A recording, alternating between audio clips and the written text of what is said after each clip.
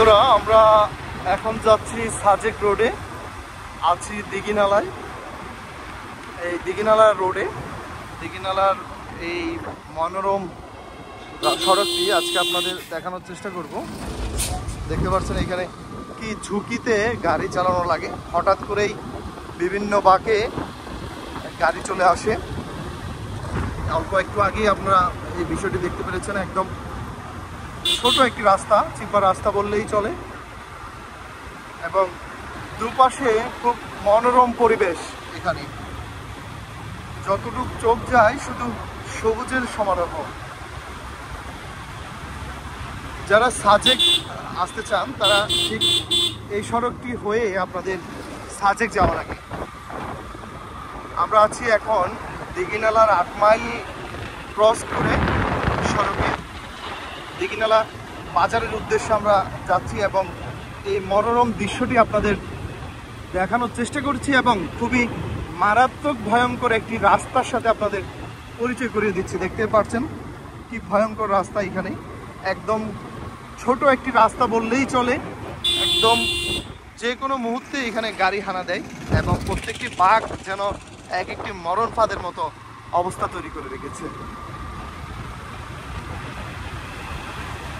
যেমন উপভোগ্য সড়ক তেমনি রোমাঞ্চকরও, সেই সাথে আবার অনেক ঝুঁকিপূর্ণ রাস্তাও বটে।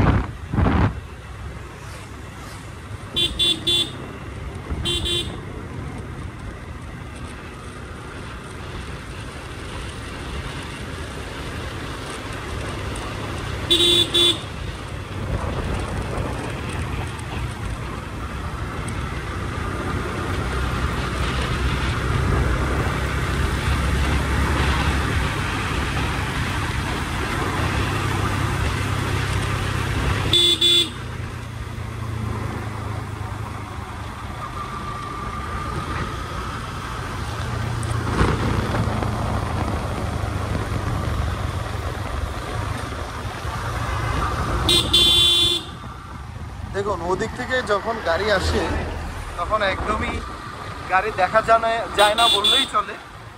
সড়কের এই পাশ থেকে ও পাশ দেখাটাও খুব মুশকিল। এখানে কতটা ঝুঁকিপূর্ণ একটি রাস্তা সেটি আপনি এখানে যতক্ষণ না আসবেন ততক্ষণ বুঝতে পারবেন না।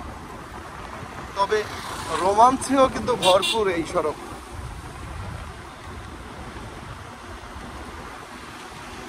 সবচেয়ে বেশি সুন্দর হচ্ছে দিঘিনালা যাওয়ার আগে এই রাস্তাটি, এই সাইডটি। এখন আমরা যে জায়গাটি নামছি এটি খুব সুন্দর একটি জায়গা।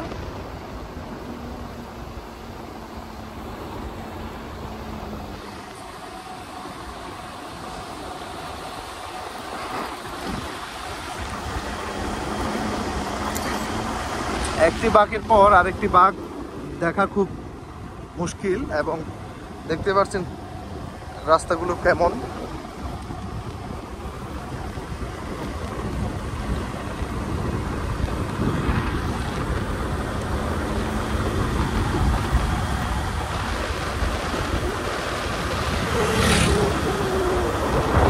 সবচেয়ে সুন্দরতম এবং গা ঝিমঝিম করা রাস্তা হচ্ছে এই অল্প এতটুকুই, যতটুকু আপনারা দেখেছেন।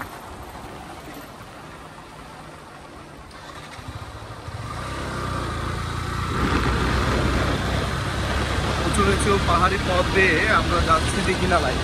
খাগড়াছড়ির 8 মাইলের পর থেকে দিঘিনালার উদ্দেশ্যে রওনা দিয়েছে, এবং আপনাদের দেখানোর চেষ্টা করছি দিঘিনালাতে আপনারা কিভাবে যাবেন।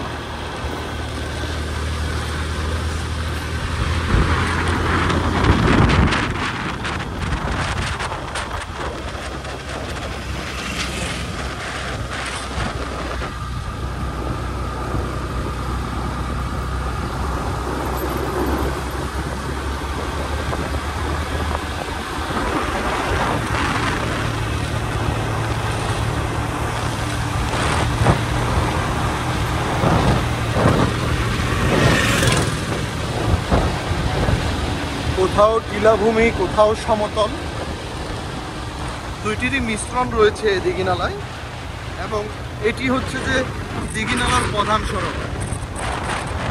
এই সড়ক ধরেই অনেক জায়গায় জুম চাষ করা হয়েছে।